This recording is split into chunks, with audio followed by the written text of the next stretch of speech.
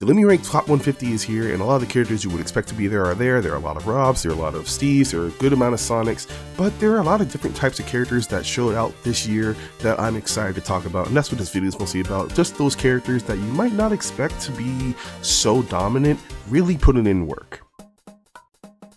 So I've talked about Luigi a lot on this channel, and I've always talked about how he seemed like kind of a mid-tier character, right? He has an explodable recovery, he can't really get down, he feels a bit stubby, and then you fight against him, and then you realize that your character is probably a brawler who can't really deal with his grab or pressure very well, or they're big so they get comboed really hard, or even if you have a projectile, they don't really have a good option to deal with him on shield or to get away from him, so when he does get in, he destroys you. And then you just add more and more things to the fact that he has a 0 to death that's broken, and his damage is insane, and he kills absurdly early from many super safe and super fast options. They just start realizing Luigi's kind of dumb, and he is showing out in the grand stage. Luigi is at 75 in the world, he's back on the rankings, congrats to him. Waka is 39th in the world, plus 40 from his last ranking, good job to him. Navy's also a crazy Luigi at number 37, plus 57 on the rankings, congrats to him.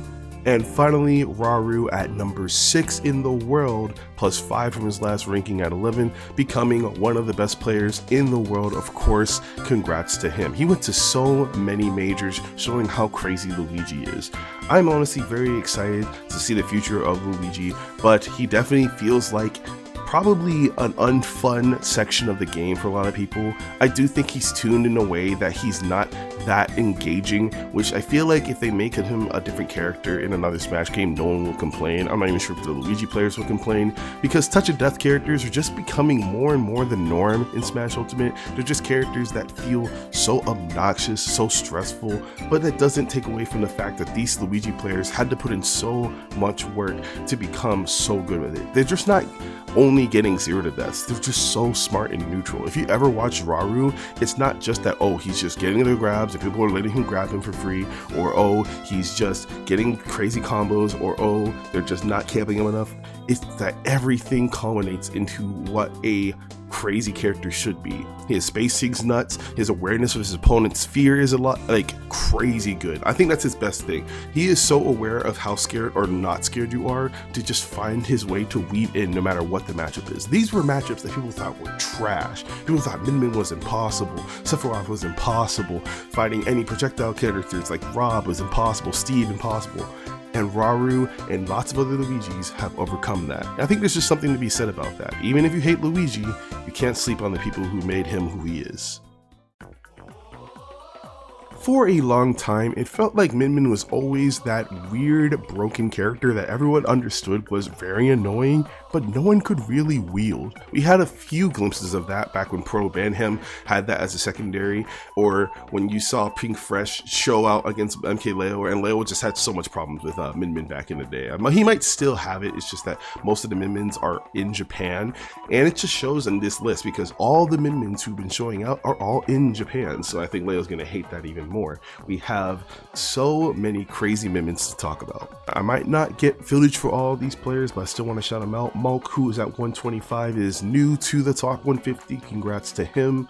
Omasu at 118, who's a little lower than he was before, but still on the rankings. Congrats to him. We have Mao at 95, just breaking into the top 100, who's new to the rankings. Congrats to him. Rimu, who made it at number 64, plus 77 from his last big ranking, really made a showing. Congrats to him. And finally, we are talking about Doromigi, who made it to number 11, just one above his last ranking.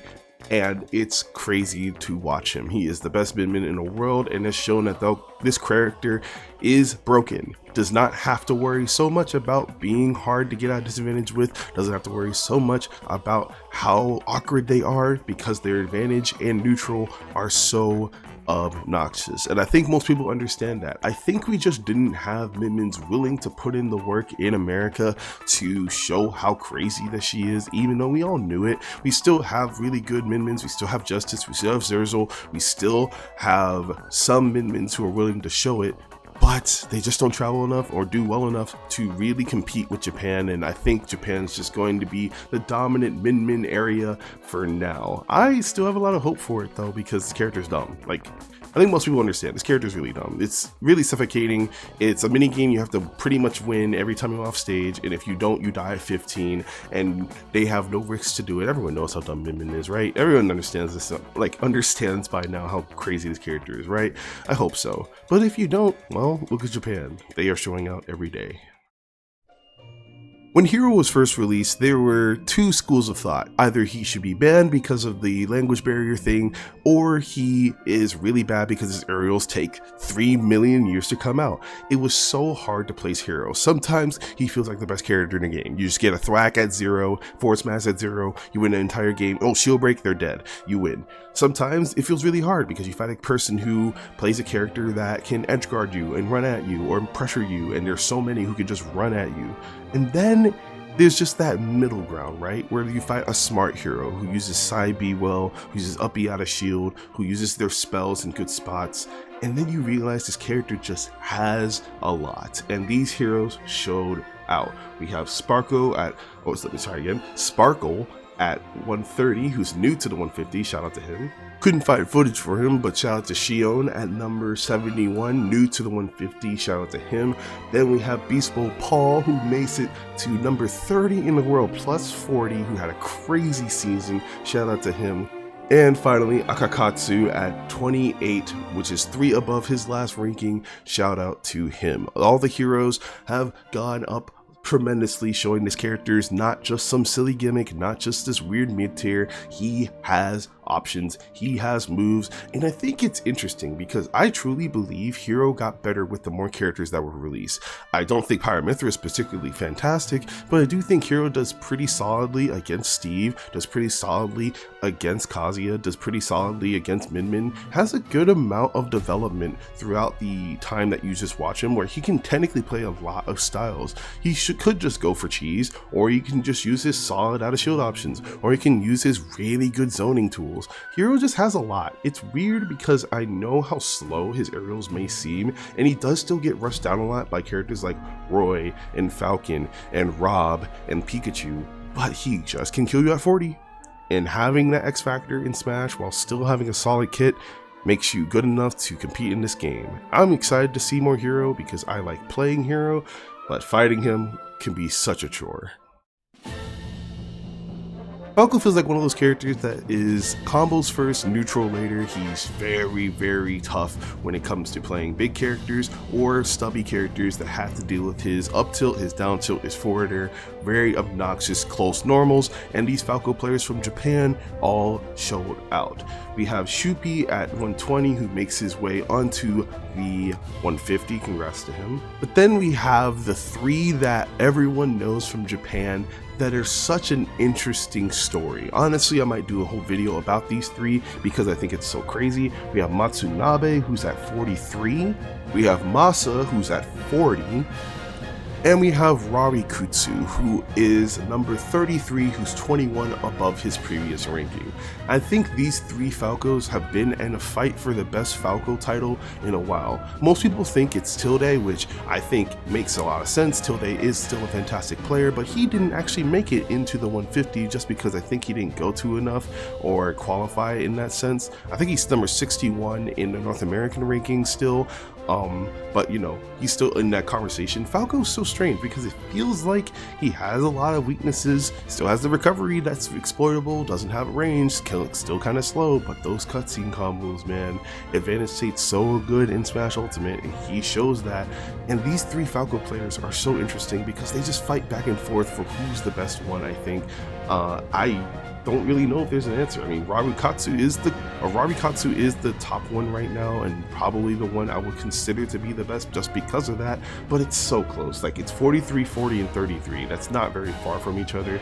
They still have gone to a lot of tournaments, and seeing the Falcos be so close next to each other, just still putting in work, makes it so exciting for his development. I think that there's just a lot to watch if you're trying to learn Falco, and there's a lot of hope for him. I don't even know where Falco should be. I used to think he was high tier. He might go up to top tier. He might be the best spacey. Who knows? But I'm excited to watch more and more Falcos in the future. When Tweak first picked up Diddy Kong, I feel like the entire Smash Ultimate scene changed. It showed that this character who just got buffed wasn't just some mid-tier character who got a little bit of a change, but a top-tier character who can make it in the meta, and a lot of Diddy Kongs have developed from that. It's been pretty much solo Tweak for a while, but there are a lot of good Diddy Kongs nowadays, a lot more than you expect. We have Odyssey the homie at 132, new to the top 150 rankings, congrats to him. We have Beastly at 99, breaking into the top 100 and new to the 150, congrats to him. Neono, who's been a bit of a hidden name, breaking out into number 53 out of nowhere, congrats to him. Almost breaking into the top 50 out of nowhere with Diddy Kong is wild, so congrats to him. We have Chicken, who's at number 51, so close to breaking into the top 50, went up 76 spots, which is one of the most people have improved I think I've seen from somebody, so congrats to Chicken. Ryuo, who's at number 27, which is a big jump of plus 45, congrats to him, now becoming one of the best players in the world. And you know him, you love him, the Diddy Kong master himself, Tweak, at number 10. Even though he went down 5 spots, he's still showing that Diddy Kong can do it, and that he's still one of the best players to ever do it. I think he has pushed how much that this character can work with. It feels like you have to solo main him with just how much tech Diddy Kong has, and he might not seem so immediate, right? He's fast, he's small, he's safe. Those 3 things are broken in Smash Brothers. I feel like having those 3 things is a pretty much default high tier character, but on top of that, he has banana confirms, he has banana drop moves, he has monkey flip. Diddy Kong has a ton. He does have some weird matchups where I feel like certain projectile characters do kind of mess him up. But hey, if you have to worry about running into a Duck Hunt, other than running into, you know, Steve, Sonic, Game & Watch, characters that are very common and very, very broken, I think you'll be fine. And that shows that Diddy Kong can do a lot. I didn't think there was so many Diddy Kongs out there, but there are. And he just keeps getting more and more reps and getting better and better. If I'm 100% honest with you, Smash Ultimate's in its 6th year, going into its 7th year, and it feels like the people who are playing right now are just the ones that love the game, the ones who cherish the game. And even with all of your favorite players still being very, very good, there's so many new ones that it's still not that stale when it comes to the major scene.